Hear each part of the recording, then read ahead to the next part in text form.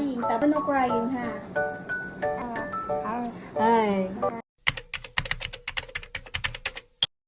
Good morning. So for today's vlog, bago ragid ko nagmata, og atiman ko sa akong kalingon kadali. Og nang huli up, og nag-stretch ni sa clothing sa kadali. Kay masikatulugon pa, need mo bangon kay magatiman sa baby. So nang huli up po dahil ako ang tabo di, kikatulugon pa daw siya.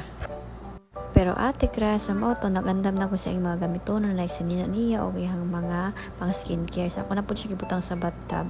Og karon na gid na siya naliguan. After 2 days, kay nagkaubo manggol siya o nagkasipon. So wala siya na akong kaliguan. So karon pa siya makaligo. So nakita gid na ako nga happy kay siya, siguro igangan na sa iyang part maong nag-smile siya, wag giliguan ako siya.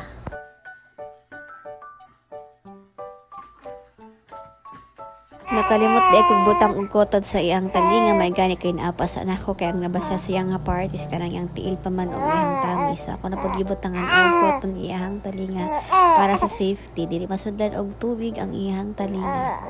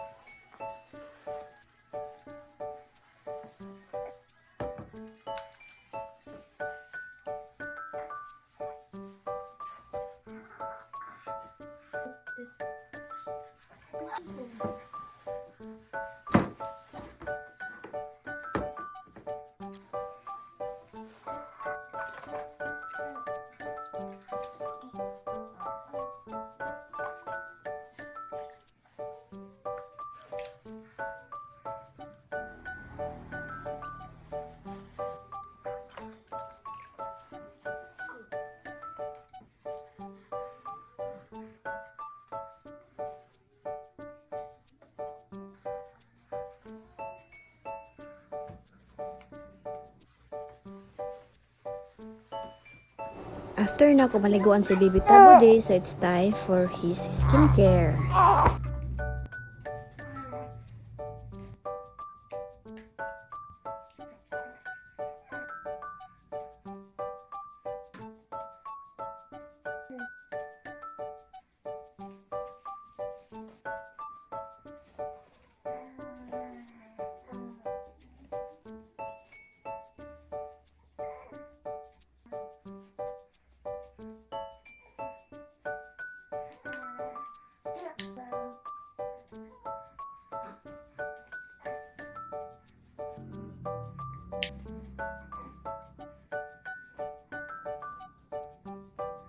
And it's time for him to take his vitamins.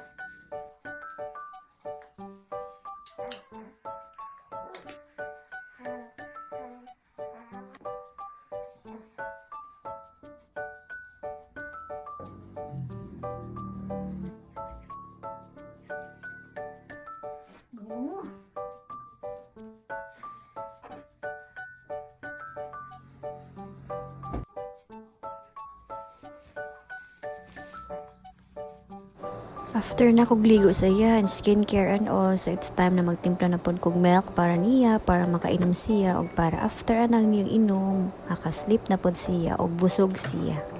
By the way, akong gimix tood si Bibi Tabudi, kay in case na may mga importante lakaw, mabili na namo siya.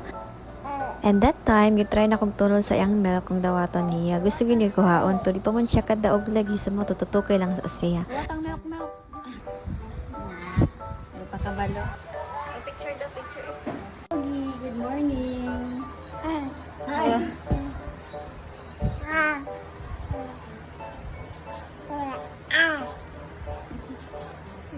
Ako as siya gipakarga sa Mami Angel kay para pamilo ko ug makalimpyo sa amo ang kwarto.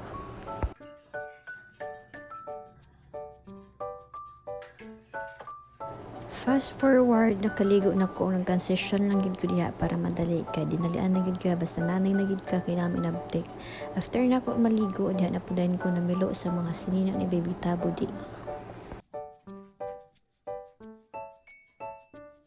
Pagkaman ako pamilo, ako na pod gisunod ang pagsilhig sa among kwarto kay daghan na pod mga buhok-buhok nga nangatagak og mga hugaw-hugaw so kailangan na pod siya silhigan para dili mamangon ang among kwarto.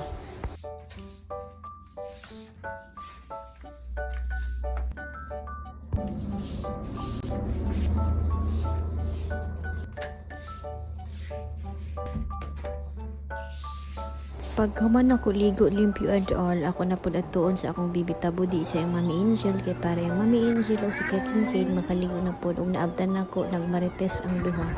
Buyag kay salamat Ginoo tabian na gid akong baby boy.